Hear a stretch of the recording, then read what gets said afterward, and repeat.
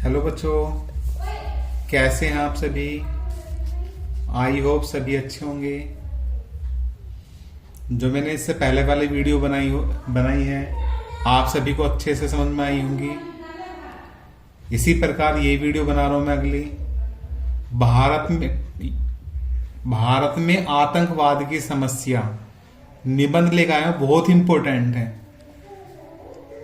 कक्षा 12 और कक्षा 10 के लिए बहुत ही इंपॉर्टेंट निबंध है। भारत में आतंकवाद की समस्या। तो सभी बच्चे ध्यान से सुनेंगे, सुनने के बाद लिखेंगे साफ साफ राइटिंग में। पहला सुनेंगे और फिर दोबारा स्किप कर लिखेंगे बच्चों।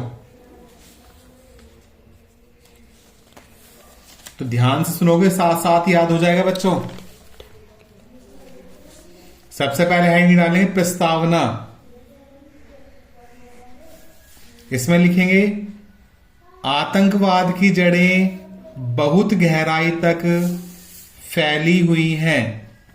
आतंकवाद की जड़ें बहुत गहराई तक फैली हुई हैं।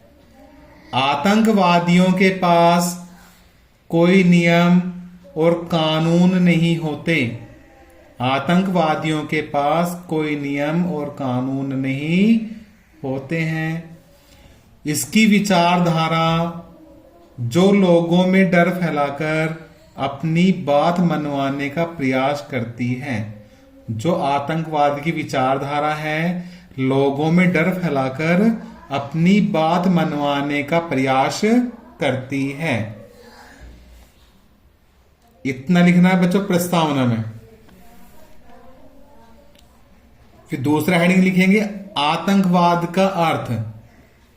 आतंकवाद का अर्थ। इसमें लिखेंगे जब कोई व्यक्ति या समूह हिंसा करके अपने स्वार्थ सिद्ध करता है। जब कोई व्यक्ति या समूह हिंसा करके अपने स्वार्थ सिद्ध करता है तो वह आतंकवादी कहलाता है। तो क्या कहलाता है बच्चों? आतंकवादी कहलाता है।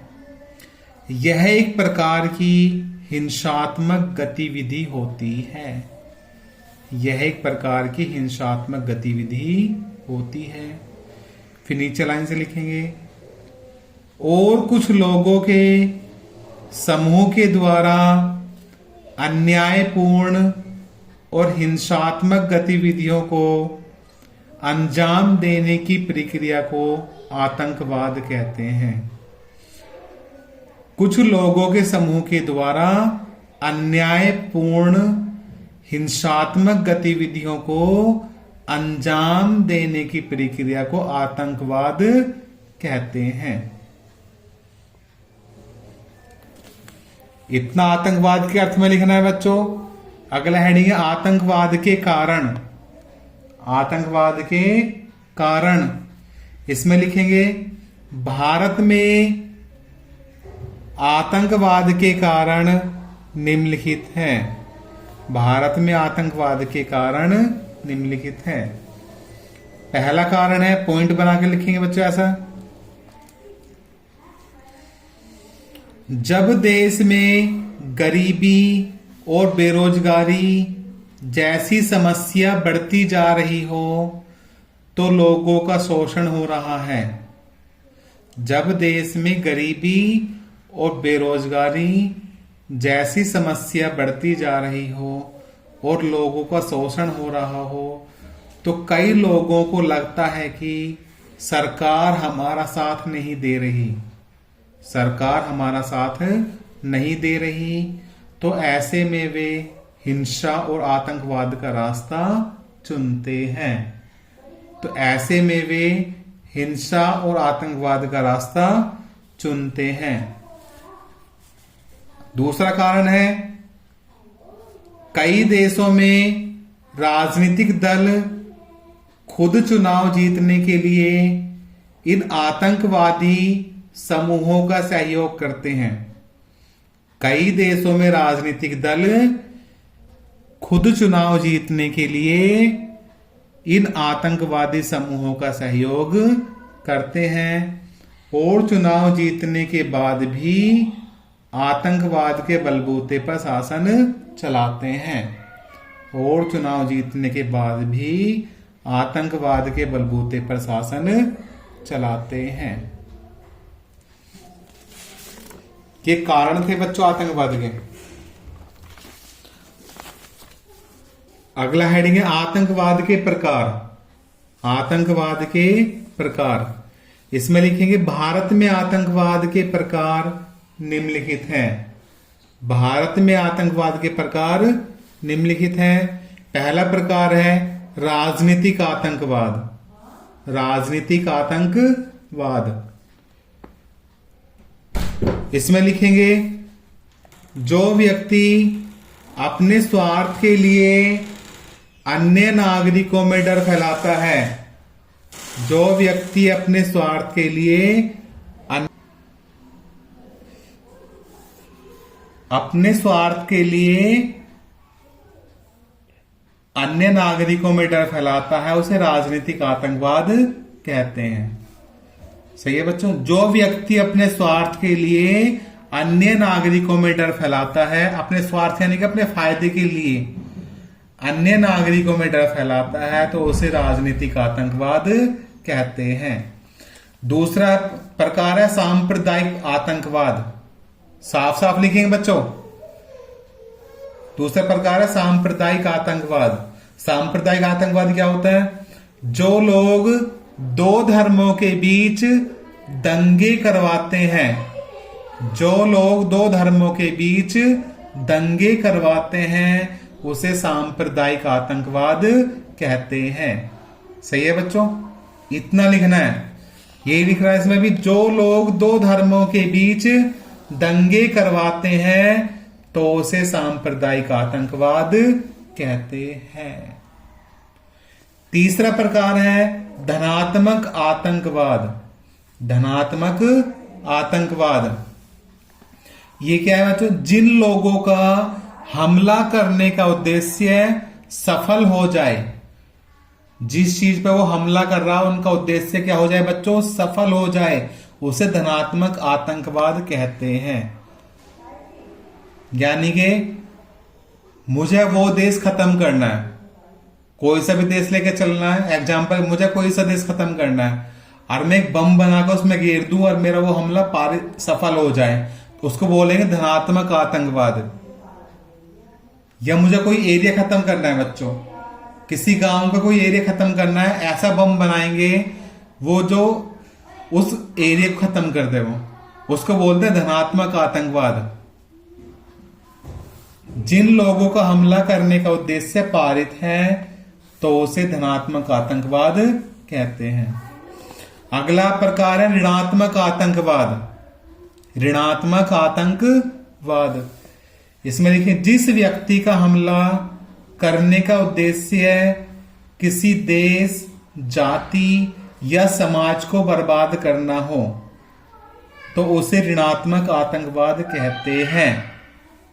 किसी व्यक्ति का हमला करने का उद्देश्य किसी देश को खत्म करना या किसी जाति को खत्म करना या किसी समाज को खत्म करना, सही है हो।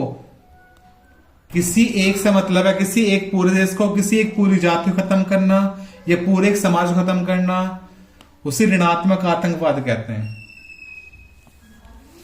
अगला प्रकार है बच्चों आपराधिक आतंकवाद। आपराधिक आतंकवाद, आपराधिक आतंकवाद का मतलब जो व्यक्ति अपहरण करके किसी को किडनैप करके पैसों की जो मांग करते हैं।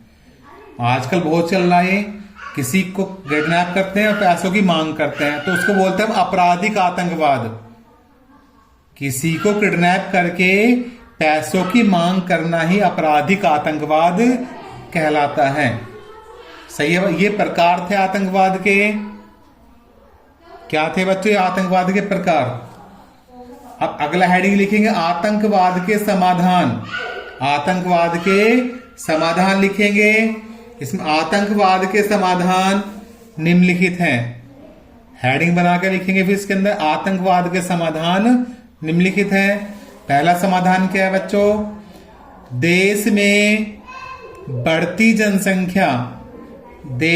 बढ़ती जनसंख्या, बेरोजगारी, भूखमरी, गरीबी आदि को जल्द से जल्द दूर करके हम आतंकवाद को काफी हद तक रोक सकते हैं। अगर देश में जो जनसंख्या बढ़ रही है, बेरोजगारी बढ़ रही है, भूखमरी बढ़ रही है, गरीबी आदि को दूर करके हम आतंकवाद को काफी हद तक रोक सकते हैं। जब ये चीज कम हो जाएंगी तो आतंकवाद भी कम हो जाएगा, क्योंकि ज्यादातर आतंक इन समस्याओं की वजह से ही होते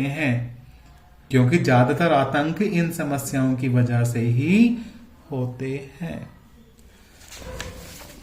पहला समाधान तो ये था बच्चों। दूसरा समाधान है, आतंकवादियों से निपटने के लिए अंतर्राष्ट्रीय स्तर पर भी प्रयास किए जाने चाहिए। आतंकवादियों से निपटने के लिए अंतर्राष्ट्रीय स्तर पर भी प्रयास किए जाने चाहिए। अगला समाधान है, आतंकवादियों को पकड़ने तथा उन्हें दंडित करने के लिए आधुनिक साधनों तकनीक का उपयोग किया जाना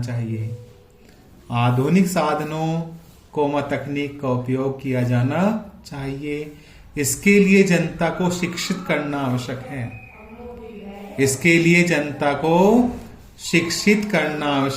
है, जिससे जनता आतंकवादियों से लड़ने में डर का अनुभव न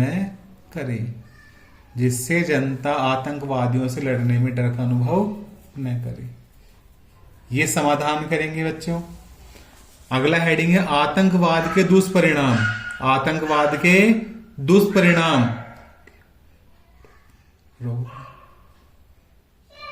इसमें लिखेंगे, आतंकवाद के दुष्परिणाम निम्नलिखित हैं। पहला परिणाम है, आतंकवाद की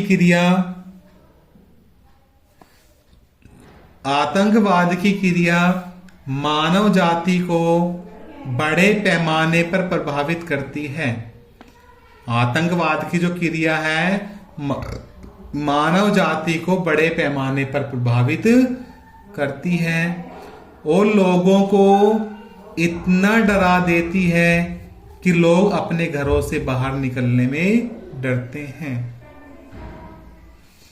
यानी कि आतंकवाद की क्रिया मानव जाति को बड़े पैमाने पर प्रभावित करती है और लोगों को इतना डरा देते हैं कि लोग अपने घरों से बाहर निकलने में डरते हैं।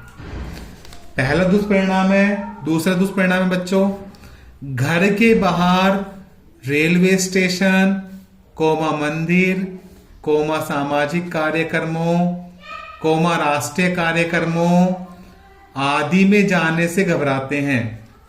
क्योंकि ये चीज ज्यादातर ऐसी जगह रखे हैं, बम जो रखे हैं, आतंकवाद ऐसी जगह ज्यादातर रखे हैं। घर के बाहर रेलवे स्टेशन, मंदिर, सामाजिक कार्यक्रम, राष्ट्रीय कार्यक्रमों आदि में जाने से घबराते हैं। आतंकवाद की वजह से कई मासूम लोग, जीव जंतु, बच्चे, बुजुर्ग आदि लोगों की जान चली जाती है। आतंकवाद की वजह से कई मासूम लोग, जीव जंतु, बच्चे, बुजुर्ग आदि लोग जान चली जाती है। इतना लिखना है बच्चों दुष्परिणाम में। लास्ट हेडिंग हमारा उपसंहार है हेडिंग लास्ट हमारा। इसमें लिखेंगे, आतंकवाद दिनों दिन बढ़ता ही चला जा रहा है। आतंकवाद दिनों दिन बढ़ता ही चला जा रहा है। पूरे विश्व के लिए एक समस्या